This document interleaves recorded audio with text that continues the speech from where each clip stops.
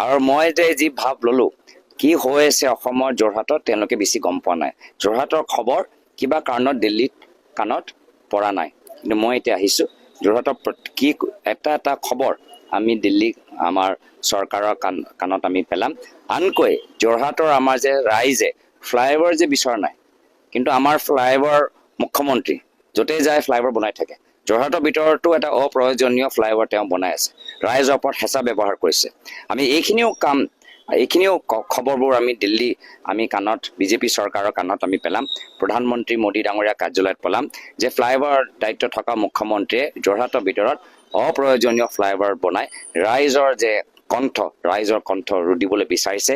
আৰু ফ্লাইঅভাৰ কিয় বনাবলৈ বিচাৰিছে, কিমান ইয়াত টেণ্ডাৰৰ ভেলিউ কি, কণ্ট্ৰেক্টৰ কিমান টেণ্ডাৰ মাৰিছে, গোটেইবোৰ তথ্য নিশ্চয় মোতকৈ বেছি প্ৰধানমন্ত্ৰী মোদী ডাঙৰীয়া কাৰ্যালয়ৰ ওচৰত থাকিব। আৰু গোটেই আমি তথ্যবোৰ প্ৰধানমন্ত্ৰী মোদী ডাঙৰীয়া কাৰ্যালয়ৰ ওপৰত আমি অৱগত কৰাম যে না খাওঁগা না খানে দুংগা, এইবোৰ চব বেলেগ কথা, ইয়াততো চব খাই আছে।